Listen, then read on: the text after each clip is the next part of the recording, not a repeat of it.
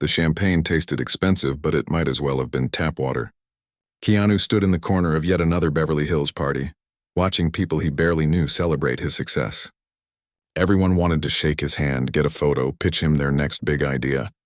They called him a superstar. They said he had the golden touch. But standing there in his uncomfortable suit, he felt more alone than he ever had in his life. It was 1995, and on paper, everything looked perfect. The movies were hits. The paychecks had more zeros than he knew what to do with. Magazine covers, talk show appearances, the kind of fame most people dream about. But something felt wrong, and it had been feeling wrong for a while now. The next morning, he sat across from his agent in a glass office overlooking Los Angeles. The city sprawled below them like a promise that never quite delivered. His agent pushed a contract across the mahogany desk with a grin that showed too many teeth. $20 million, the agent said, tapping the paper with his pen. They want you for 3 pictures. It's a blank check, basically. You'll be set for life. Keanu picked up the contract and flipped through it. The numbers were staggering, but as he read the fine details, his stomach tightened. They wanted control over his image, approval rights on every interview, a say in his personal appearances. They were essentially buying him, not just his acting. "What do you think?" his agent asked, though his tone suggested there was only one acceptable answer. "I need to think about it," Keanu said quietly. The agent's smile faltered. "Think about it? This is the kind of deal people kill for. You're hot right now, but you know how this town works. Today's hero is tomorrow's has been. You need to strike while the iron's hot." Keanu nodded slowly, but something in his chest was screaming no. He folded the contract and slid it back across the desk. "Give me a week." That week turned into a strange kind of torture. Everyone had an opinion about what he should do. At a dinner party, a producer cornered him by the bar and spent 20 minutes explaining why he'd be insane to turn down that kind of money. At the gym, a director he'd worked with before pulled him aside and told him he was throwing away his career if he didn't play the game. "This industry runs on relationships," the director said, gripping his shoulder a little too tight. "You start saying no to the wrong people and suddenly nobody's calling anymore. That's just how it works." But the more people pushed, the more Keanu pulled back. He started taking long drives through the city at night, just him and his thoughts. He'd park by the ocean and watch the waves crash in the darkness. Something about the ocean helped him think clearly. It didn't care about box office numbers or opening weekends. It just kept moving, following its own rhythm. One night, sitting on the hood of his car, he realized what was bothering him. He'd gotten into acting because he loved the craft, the challenge of becoming someone else, of telling stories that mattered. But lately, the stories didn't matter anymore. It was all about the money, the marketing, the merchandise. He was becoming a product instead of a person. The studio executives didn't help. They called meetings that felt more like interrogations. They had charts and graphs showing his market value, demographic appeal, international box office potential. They talked about him like he was a stock they were investing in, not a human being. "We need you to be more accessible," one executive said during a particularly painful meeting. "More interviews, more magazine spreads. We're thinking a relationship with someone high profile would be good for your image. We have some ideas about who might work." Keanu felt his jaw tighten. "You want to pick who I date?" The executive shrugged like it was no big deal. "We want to guide your public image. Everything you do reflects on our investment. Your personal life, your political views, who you're seen with. It all matters." He walked out of that meeting feeling sick. When had his life stopped being his own? When had he signed away the right to be himself? That evening, he found himself in a small theater on the East Side, watching a play put on by a group of unknown actors. The production was rough around the edges. The lighting was basic. The costumes looked homemade. But the passion was real. He could see it in every performance. These actors weren't doing it for fame or money. They were doing it because they loved it. After the show, he stayed and watched the cast celebrate in the lobby. They were laughing, hugging, talking excitedly about the performance. Nobody was checking their phone for reviews. Nobody was worried about their image. They were just happy to have told a story together. Walking back to his car, Keanu made a decision. He called his agent from a payphone outside a convenience store. "I'm turning down the deal," he said. There was a long pause on the other end. "You're what?" "The 20 million. I'm saying no." His agent's voice went up an octave. "Are you out of your mind?" Do you know how many people would kill for this opportunity? Probably a lot, Keanu admitted. But I'm not those people. I need to do work that means something to me, not just work that pays well. Meaning doesn't pay the bills, his agent shot back. And it definitely doesn't keep you relevant in this town. Maybe not, Keanu said. But I'd rather be broke and authentic than rich and fake. He hung up before his agent could argue further. Standing there under the fluorescent lights of the convenience store, he felt lighter than he had in months, maybe years. The next few weeks were strange. Word spread fast in Hollywood. He started noticing the shift in how people treated him. The invitations to parties dried up. People who used to call regularly went silent. At industry events, conversations would stop when he entered the room. He'd catch people whispering, looking at him with expressions that mixed pity and confusion. One veteran actor pulled him aside at a premiere. "I heard you turned down the studio deal," the actor said quietly. That took guts. Probably stupid guts, but guts nonetheless. Keanu smiled despite himself. "Stupid seems to be my specialty lately." The actor shook his head. "Listen, I've been in this business 40 years. I've seen 1,000 guys like you come through. Talented, principled, full of ideals. You know how many of them are still working? The ones who learned to compromise, the ones who played the game, and the ones who didn't?" Keanu asked. The actor's expression darkened. "They're teaching acting classes in the valley or waiting tables in between auditions. This town doesn't reward independence. It rewards obedience." That conversation haunted Keanu for days. Was he being brave or just foolish? Was integrity worth potentially losing everything he'd worked for? He found himself reading a lot during this time. Philosophy books mostly. Marcus Aurelius, Alan Watts. Books about finding meaning in a world that often seemed meaningless. One passage stuck with him. "We cannot choose our external circumstances, but we can always choose how we respond to them." He'd chosen his response. Now he had to live with the consequences. The final straw came at a lunch meeting with a producer who'd been a friend, or so he thought. They sat at an outdoor cafe in Santa Monica, the sun warm on their faces. The producer ordered for both of them without asking what Keanu wanted. "Look," the producer said, leaning forward, "I'm going to be straight with you because I care about your career. You're making a huge mistake. The people you're saying no to, they have long memories. You're getting a reputation as difficult, as someone who doesn't appreciate opportunities." Keanu took a sip of water. "I'm not difficult. I just want to do work that matters to me." "That's the same thing in this town," the producer said. "You need to understand something. Hollywood isn't about art, it's about business. The sooner you accept that, the happier you'll be." Keanu stood up, dropping his napkin on the table. "Then maybe I'm in the wrong business." He walked away from that lunch knowing he'd crossed a line. There was no going back now. He'd made his choice and Hollywood had made its judgment. The golden cage door was open, but stepping out meant entering unknown territory. That night, alone in his modest house, he didn't feel scared. He felt free. The rain came down hard the morning. Keanu showed up to the set of what critics would later call his worst film yet. It was some kind of supernatural thriller with a budget that wouldn't cover craft services on a real production. The script had more holes than plot, but it paid enough to cover his mortgage for another few months. That was what his career had become. Not about artistic choices or challenging roles, but about survival, paying bills, getting by. He'd gone from turning down $20 million to accepting whatever scraps came his way. The director was 26 and treated everyone like they were wasting his genius time. During the first rehearsal, he stopped Keanu mid-scene. No, you're doing it all wrong. Don't you know anything about acting?" The crew went silent. Everyone knew who Keanu was, what he'd accomplished before the fall. The director's disrespect hung in the air like a challenge. Keanu took a breath. "What would you like me to do differently?" "Just be more believable," the director said dismissively. "You're phoning it in. Maybe he was." Maybe that's all he had left in him. Keanu nodded and tried the scene again, and again until the director got bored with criticizing him and moved on to yelling at the lighting crew instead. During lunch, he sat alone in his trailer, eating a sandwich and staring at the wall. This was rock bottom, he thought. But he'd thought that before, and somehow life always found a way to dig the hole deeper. His sister called that afternoon. She was sick, really sick, and the treatment wasn't working as well as they'd hoped. She tried to keep her voice light, making jokes about losing her hair, but he could hear the fear underneath. He wanted to help, wanted to throw money at the problem until it went away, but his bank account wasn't what it used to be. "I'm going to be okay," she insisted, though neither of them believed it. "You worry about yourself.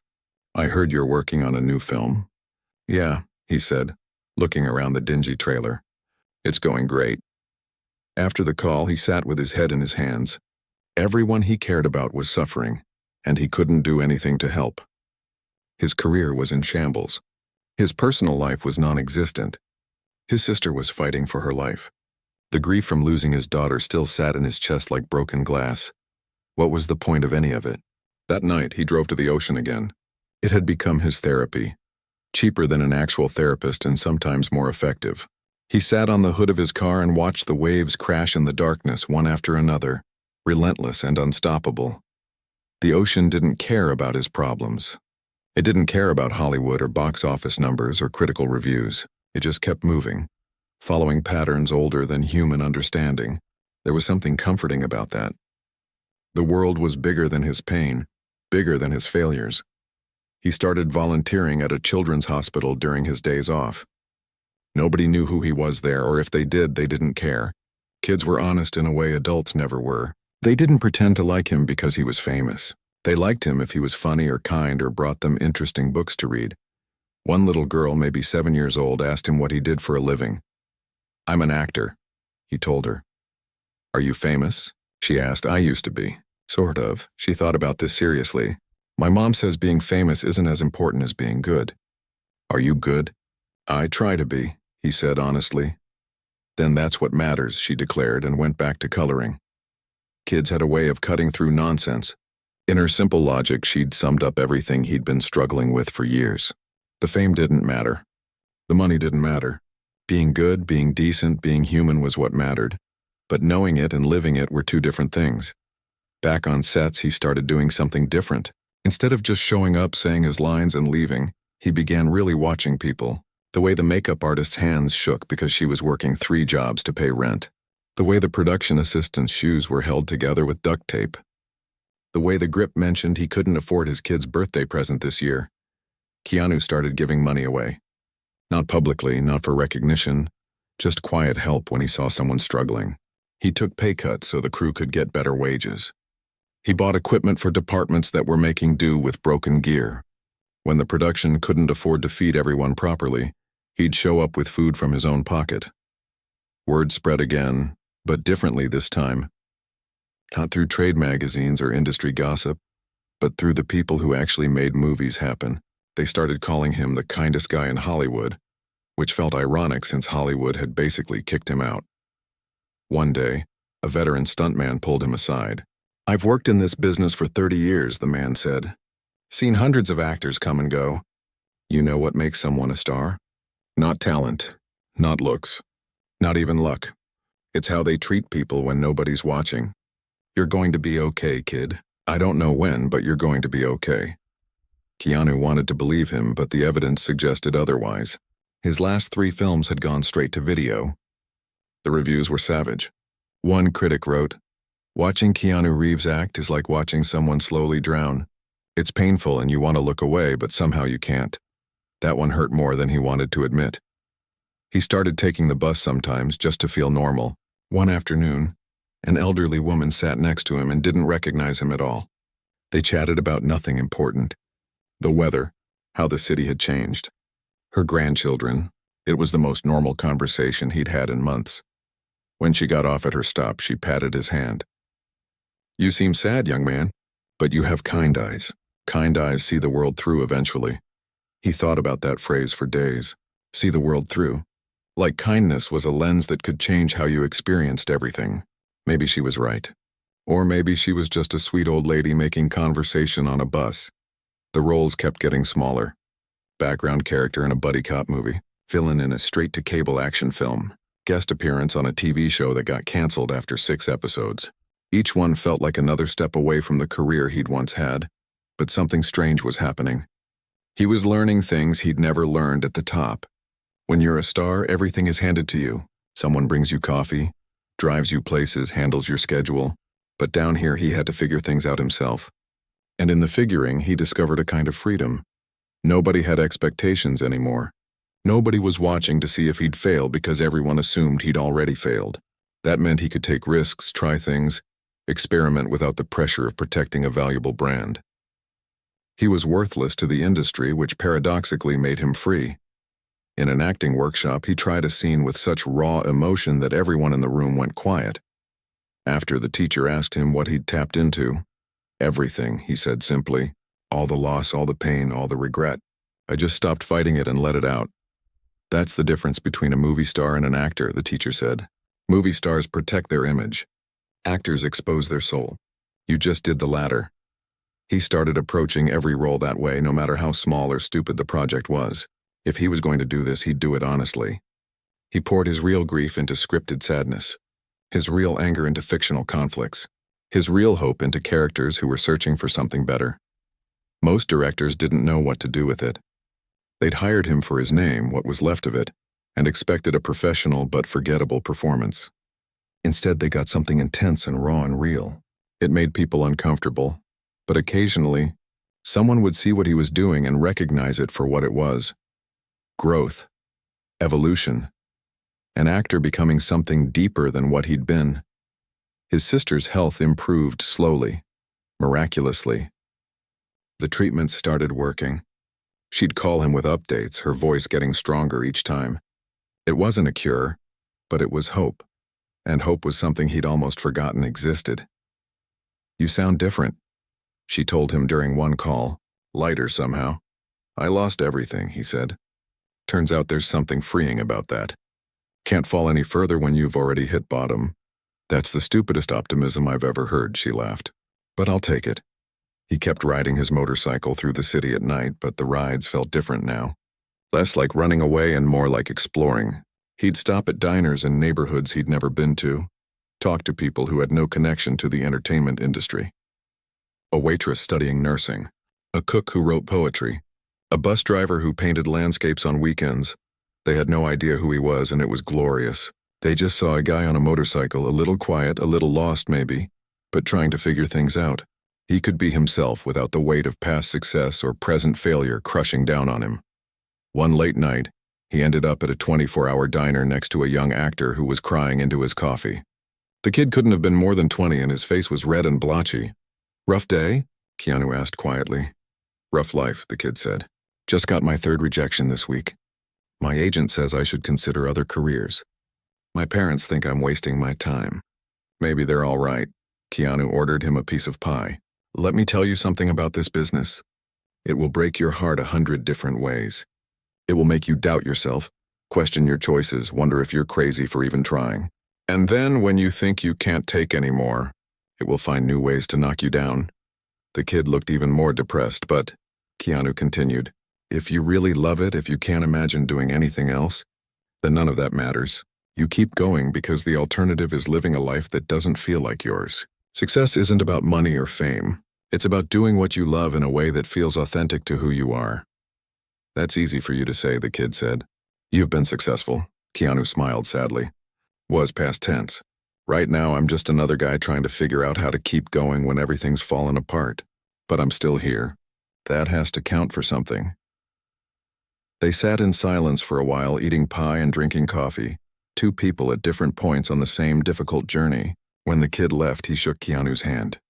"Thanks for the pie and the pep talk. Even if you don't believe it yourself, it helped."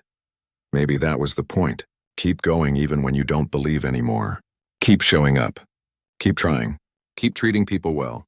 The belief might come back eventually, or it might not, but at least you'd know you didn't give up. Keanu paid the check and walked out into the night. The city was quiet. Most people asleep, dreaming their dreams. He wasn't sure what he was dreaming anymore. The old dreams were dead. The new ones hadn't formed yet. He existed in this strange in-between space, not who he was, but not yet who he'd become. And somehow, standing there under the streetlights with the city breathing around him, that felt okay. Not good, but okay. And okay was progress. The script arrived in a worn manila envelope with no return address. Keanu almost threw it away with the junk mail. These days, most offers came through email or not at all. Physical scripts were either vanity projects from film students or scams from people who thought they could exploit his name for financing. But something made him open it. Maybe curiosity. Maybe boredom. Maybe the universe deciding it was time for things to shift. The first page had a single line that stopped him cold. What if everything you believed was a lie? He kept reading, and by the time he finished 3 hours later, he was sitting in the same position with tears on his face. The script was strange, dense with philosophy and questions that had been haunting him for years. What was real?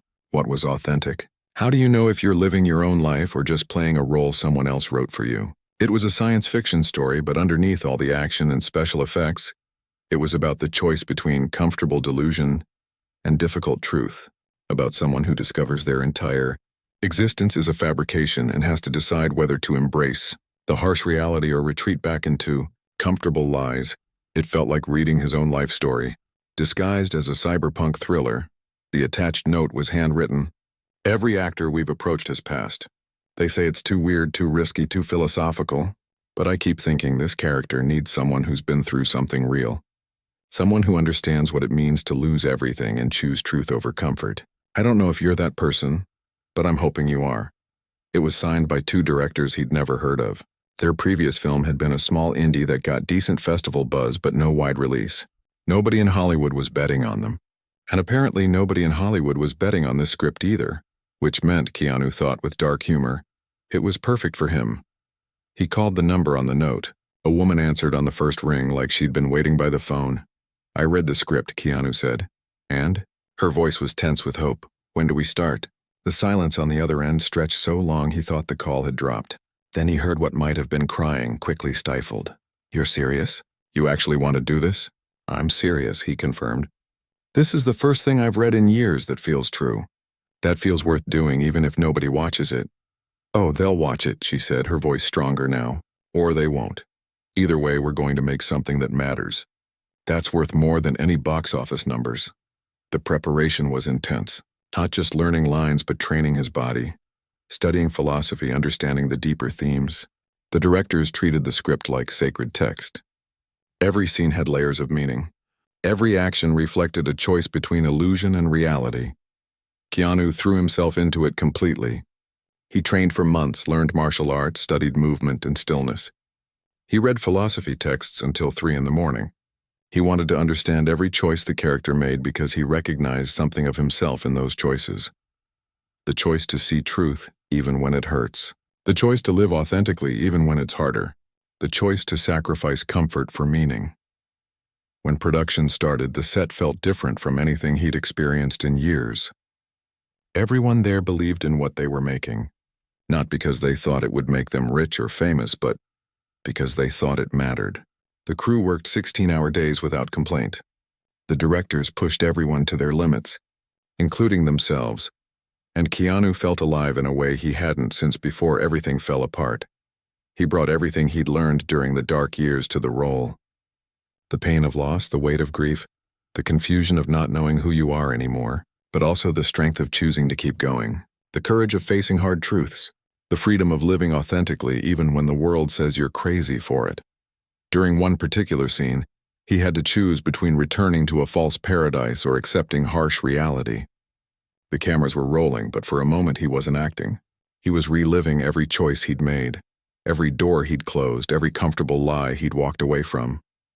When the director called cut, the entire set was silent. The directors looked at each other, then back at him. That was it, one of them said quietly. That's the film right there. That moment. But finishing the film was just the beginning. Now came the hard part, convincing anyone to watch it. The studio that agreed to distribute it had low expectations. They scheduled it for a March release, traditionally a dumping ground for films nobody believes in. The marketing budget was minimal. The test audiences were confused.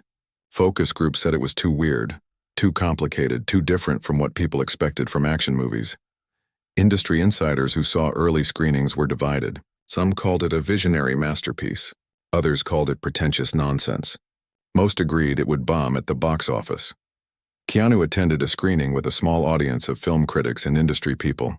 He sat in the back watching not the screen but the audience. Some people walked out halfway through. Others sat riveted, leaning forward in their seats. When it ended, the applause was scattered and uncertain. One critic approached him afterward. "That was either brilliant or terrible, and I honestly can't tell which. But I haven't stopped thinking about it since it started, which is more than I can say for most movies." "Good or bad?" Keanu asked. "Does it matter?" The critic replied. "It made me feel something. That's rare." The first weekend box office numbers came in lower than expected. The studio started talking about pulling it from theaters early. Industry analysts wrote think pieces about another Keanu Reeves misfire. The gossip was that he'd made yet another career-ending choice, that he was too stubborn or too stupid to give audiences what they wanted. But then something strange started happening. People who saw it talked about it. And talked about it. And kept talking about it. They brought their friends. They went back to see it again, noticing new details, picking up deeper meanings. College students started having late-night discussions about its philosophy. Message boards filled with theories and interpretations. The second weekend, the box office numbers went up instead of down. Then they went up again. Word of mouth spread like wildfire. People weren't just watching a movie. They were experiencing something that made them question their own lives, their own choices, their own understanding of reality. Suddenly, the film was everywhere. Magazine covers, talk shows, academic papers, people dressed up as characters for Halloween. Quotes from the script became part of everyday conversation. It wasn't just a hit. It was a cultural phenomenon. Keanu's phone, silent for so long, wouldn't stop ringing. The same executives who'd frozen him out now wanted meetings. His old agent called, acting like they'd never stopped working together. Producers who wouldn't return his calls 3 months ago now treated him like a visionary genius who'd planned this comeback all along. He took very few of these calls. Instead, he went back to that diner where he'd talked to the young actor. The same waitress was working, and she did a double take when she recognized him. "Holy cow, you're that guy from the movie. The one everyone's talking about." "Yeah," he smiled. "That's me. Can I get your autograph? My boyfriend dragged me to see it 3 times. I didn't get it the first time, but by the third viewing I couldn't stop crying. It's about choices, right? About being brave enough to see the truth even when it's scary. That's exactly what it's about," he confirmed. She brought him coffee without him ordering, just how he liked it. "You must feel amazing right now, having a hit after everyone said you were finished." Keanu thought about that. Did he feel amazing? Vindicated? Triumphant? Those emotions were there, but buried under something more complex. Relief, maybe. Gratitude. But also a strange kind of peace that had nothing to do with the film's success. "I feel grateful," he said finally. "Not because the film was a hit, but because we got to make it at all. Because we got to tell a story that mattered to us. The success is great, but it's almost beside the point." She looked at him like he was crazy. "Beside the point? You're everywhere right now, I know. But 5 years ago I was everywhere too. And I was miserable. Now I'm happy. And the success feels different because I'm different. Does that make sense?" "Not really," she admitted. "But you're the movie star, so I'll take your word for it." The awards came next. Nominations, then wins, then more nominations. He attended ceremonies in rented tuxedos, shook hands with the same people who'd ignored him for years. They congratulated him on his comeback, called him inspiring, asked what his secret was. He wanted to tell them there was no secret. That he just kept showing up, kept trying, kept treating people with decency even when the world treated him like garbage. That success wasn't something you could plan or manufacture. That sometimes you had to lose everything to figure out what actually mattered. But they wouldn't have understood. They were looking for a formula, a strategy, a way to replicate his resurrection. They didn't want to hear that sometimes you just have to walk through fire and hope you come out the other side. At one particular award show, he ran into the producer who'd told him Hollywood was about business, not art. The man's face went through several emotions: surprise, embarrassment, something that might have been respect. "I owe you an apology," the producer said. "I told you that you were making a mistake. Turns out you knew exactly what you were doing." "I didn't know anything," Keanu corrected gently. "I just knew what I couldn't do anymore." Sometimes that's enough. New scripts flooded in, big budget productions with massive paychecks attached. Directors who'd never given him the time of day now wanted to collaborate. Studios offered multi-picture deals. Everyone wanted a piece of what they saw as his marketability. But Keanu was careful now. He'd learned the difference between opportunity and trap. between success on someone else's terms and success on his own. He read every script carefully, asking himself not, will this make money? But does this mean something? He chose projects that felt true, even if they were risky. He worked with directors who had vision, not just ambition. He took roles that challenged him, that scared him, that required him to dig deep and pull out pieces of himself. And he never forgot the crew. On every set, he made sure people were treated well, paid fairly, respected for their contributions. He showed up early and stayed late. He learned names and asked about lives. He used his newfound power not to elevate himself, but to lift others up. One day on set, a young actor approached him nervously. "Can I ask you something? How did you do it? How did you come back from, from failure?" Keanu finished for him. "From being written off? From losing everything?" The young actor nodded. "I didn't come back," Keanu said. "I became someone new. The person I was before is gone. This is different. Better, I think, but different. You can't resurrect the past. You can only build something new from the ashes." So the comeback wasn't about returning to success. The comeback was about remembering why I loved this in the first place. About choosing authenticity over approval. The success that followed was just a side effect of being true to myself. And honestly, if the film had flopped, I'd still be grateful we made it. The young actor looked skeptical but hopeful. The way young people do when they want to believe something might be true. Keanu clapped him on the shoulder. "Just remember this. Hollywood will try to break you. It will offer you everything you think you want in exchange for pieces of yourself, and for a while that trade might seem worth it. But eventually, you'll wake up and realize you've traded away the only thing that actually mattered. Your ability to look at yourself in the mirror and recognize the person looking back." That night, driving home through the city that had rejected him and then embraced him, and might reject him again someday, Keanu felt something he hadn't felt in years. Not success, not vindication, not triumph, just a quiet certainty that he was exactly where he was supposed to be, doing exactly what he was meant to do, in exactly the way that felt true to who he'd become. Hollywood hadn't broken him. And somehow, despite everything, he'd figured out how to fly. Morning light filtered through the windows of Keanu's house, the same modest place he'd lived in through the worst times. People asked why he didn't upgrade now that he could afford something bigger, something that reflected his renewed success. He'd just smile and say he liked where he was. The truth was deeper than that. This house had witnessed his transformation. Moving felt like betraying the person who'd survived here. He made coffee in the quiet kitchen, the ritual unchanged by fame or fortune. Same old coffee maker, same chipped mug. Success hadn't changed these small moments, and he was grateful for that. The big things in life got all the attention, but it was the small things that kept you grounded. His phone buzzed with messages. Interview requests, script offers, charity events. The noise of success was different from the silence of failure, but it was still noise. He'd learned to filter it, to protect the quiet spaces where his real life happened. That afternoon, he visited the children's hospital where he'd volunteered during the dark years. He still went regularly, though now people recognized him. Kids asked for autographs and photos, which he gave freely.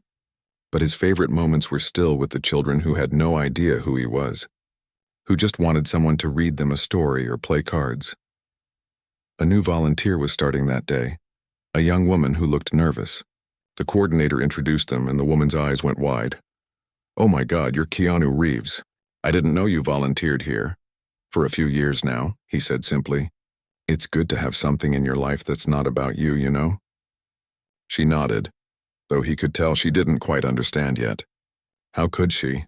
Understanding came from experience, from having your ego stripped away until you realized how little you actually mattered and how much that was okay. They spent the afternoon reading to kids, and he watched the young volunteer's nervousness transform into genuine connection. By the end, she was laughing with a little boy who'd been withdrawn and scared when they arrived. "This is amazing," she told Keanu as they left. "I thought volunteering would feel like charity, like I was doing them a favor. But it feels the opposite. Like they're giving me something." "They are," he agreed. "They're giving you perspective. There's no acting here, no pretending, no image to protect. Just humans connecting with other humans. That's rarer than you'd think." Walking to his motorcycle, he thought about how strange it was that success had brought him back to this place. not geographically but spiritually. During the dark years, he'd discovered these pockets of authentic living. Now, with all the opportunities in the world, he chose to protect them rather than abandon them for something shinier. The film industry wanted more from him now. More sequels, more franchises, more of whatever had made the comeback film successful. But he was selective, maybe frustratingly so for the executives who wanted to capitalize on his renewed marketability. He said yes to projects that felt true, that explored themes he cared about. He said no to projects that were just about making money, no matter how much money they offered. This baffled the business people who thought his years of struggle would have taught him to grab every opportunity. But the lesson he'd learned was the opposite. He'd learned that having nothing taught you what you actually needed. And it wasn't more stuff, more fame, more validation. It was meaning, purpose, connection. On the set of his latest film, a young actor sought him out during a break. The kid had been in the news recently for bad behavior, the kind of self-destructive spiral that often came with early fame. "Can we talk?" the young actor asked, looking embarrassed. They found a quiet corner. Keanu waited, letting the silence stretch. He'd learned that people usually knew what they needed to say if you gave them space to say it. "I'm screwing everything up," the kid finally admitted. "I'm partying too much. Missing call times. My publicist says I'm becoming unhireable, but I can't seem to stop. It's like I'm watching myself destroy my career and I can't figure out how to hit the brakes." "Why do you think you're doing it?" Keanu asked. The kid shrugged, then his face crumpled. "Because none of it feels real. The success, the money, the attention, it all feels like it could disappear tomorrow. So why not burn it down myself? At least then I'm in control." Keanu recognized that feeling, the fear that success was temporary, that you were always one mistake away from losing everything. He'd lived that fear for years. "Let me tell you something," Keanu said. "You're right. It could all disappear tomorrow. The fame, the opportunities, the money, all of it. And you know what? You'd survive. I know because I lived through it. Lost everything and kept going. But you came back," the kid protested. "You're successful again. That's not the point. The point is I survived the losing. That's what gave me freedom. Once you know you can lose everything and still be okay, the fear loses its power. You stop making decisions based on protecting what you have and start making decisions based on who you want to be." The young actor looked skeptical. "So I should just let my career fall apart?" "No. You should stop setting it on fire and figure out why you're so afraid of having it. Success isn't your enemy, fear is, and the only way through fear is to face what you're actually afraid of." They talked for another hour, and Keanu saw himself 10 years ago in the kid's face. The confusion, the self-destruction, the desperate search for something solid to stand on when everything felt like quicksand. He couldn't save the young actor. Nobody could save someone who wasn't ready to save themselves. But maybe he could plant a seed, the way that acting teacher had planted seeds in him during his darkest times. Seeds that took years to grow but eventually broke through the concrete. That evening, he attended a charity event for cancer research. His sister was there, healthy now, though the scare had changed both of them. She grabbed his arm as they walked the red carpet. "Look at this," she whispered. "Everyone treating you like royalty. Do you remember when these same people wouldn't return your calls?" "Every day," he admitted. "Does it make you angry? Bitter?" He thought about it. "Sometimes. But mostly it just reminds me that all of this," he gestured at the lights and cameras and crowds, "isn't real. It's performance. The real stuff is what happens when the cameras stop. That's where life actually happens." At the event, he was asked to give a speech. He stood at the podium looking at a room full of wealthy, successful people and wondered what to say that would actually matter. "I'm supposed to talk about success tonight," he began, "about comeback stories and never giving up. And those are good stories. But they're not the whole story. The part we don't talk about is that success without substance is just noise. I've been successful twice in my career. The first time almost destroyed me because I didn't know who I was apart from what I'd achieved. The second time has been different because I learned something important during the years in between. You are not your success, and you are not your failure. You're just you. And that has to be enough or nothing else will ever matter." The speech got polite applause, but afterward, several people approached him with tears in their eyes. They told him about their own struggles with identity and worth, about feeling lost despite having everything they thought they wanted, about the performance getting exhausting. One woman, a successful producer, pulled him aside. "How did you do it? How did you find yourself again after losing everything?" "I stopped trying to be who I thought I should be and started accepting who I actually was. The good and the bad, the successful and the broken. All of it." "That sounds terrifying," she said. It was. But it was also freeing, and free is better than famous. Late that night, he ended up at his usual diner. The same waitress was working, and she brought him coffee without asking. "Big fancy event tonight?" she asked, noticing his tux. "Yeah. Raised money for a good cause." "You ever get tired of it?" "The whole celebrity thing?" He smiled. "Every day. That's why I come here. Nobody cares about celebrity at 3 a.m. in a diner. They just want their eggs and coffee." "Amen to that," she agreed and moved on to help another customer. A film student recognized him and asked if he could sit down. Keanu nodded, and the kid slid into the booth with nervous energy. "I'm studying your career in my film class," the student said. "Specifically your comeback. My professor says you're the perfect example of how authenticity beats marketability in the long run." "That sounds nice, but it's not quite right," Keanu said. "Authenticity doesn't always beat marketability. Sometimes authentic people die broke and unknown. I got lucky. The film connected with audiences, but I would have made it either way because it mattered to me. The success was a bonus, not the goal." "But surely you wanted to succeed again. To prove everyone wrong?" Keanu shook his head. "At first, maybe. But by the time the film came around, I'd stopped caring about proving anything. I just wanted to do good work with good people. Everything else was background noise." The student scribbled notes frantically. "So the secret to a comeback is not caring about the comeback?" "The secret is there is no secret. You just keep showing up. You do the work. You treat people well. You stay true to yourself even when it costs you. And maybe things work out or maybe they don't. But at least you can live with yourself either way." Walking out of the diner as the sun started to rise, Keanu thought about how far he'd come and how little the distance actually mattered. He was the same person who'd sat on the beach contemplating giving up. The same person who'd lost everything that seemed important. The same person who'd had to rebuild himself from scratch. The only difference was he now understood that the rebuilding never stops.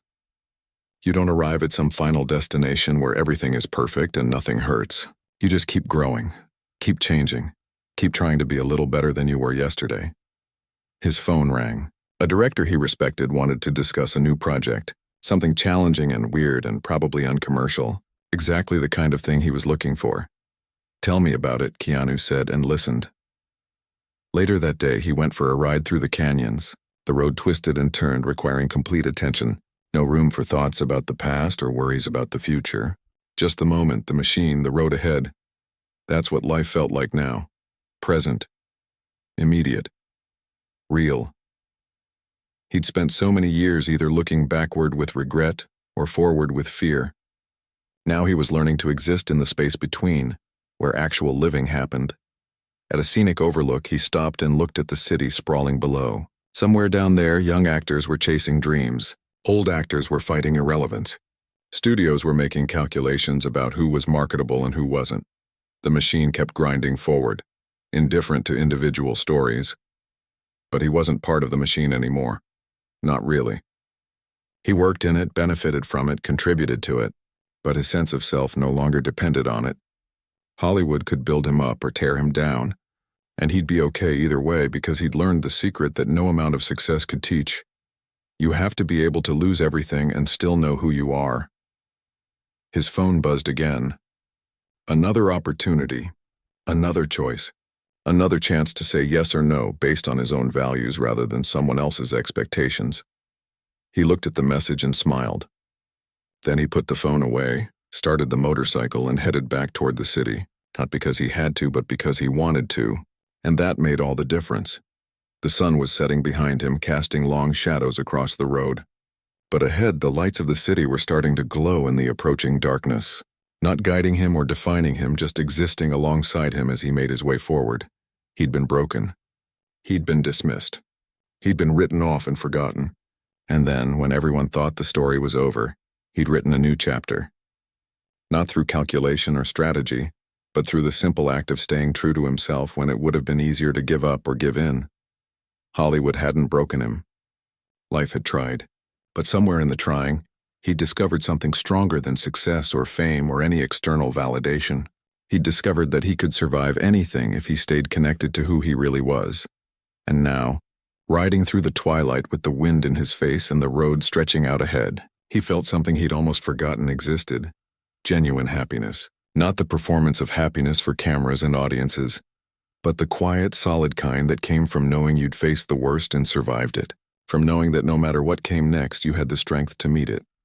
The phoenix hadn't just risen. It had learned to fly in a completely different sky, following patterns no one else could see, guided by an internal compass that pointed not toward success or failure, but toward something more valuable. Truth. And in the end, that was the only comeback that mattered. Not returning to who he'd been, but becoming who he was always meant to be. The city lights grew brighter as he descended from the hills. Another day ending. Another one beginning. The cycle continuing as it always did, indifferent to human drama. But Keanu rode on, no longer fighting the current or trying to control the story. Just living it, one authentic moment at a time, grateful for every mile of the journey that had brought him here. And that was enough. More than enough. It was everything.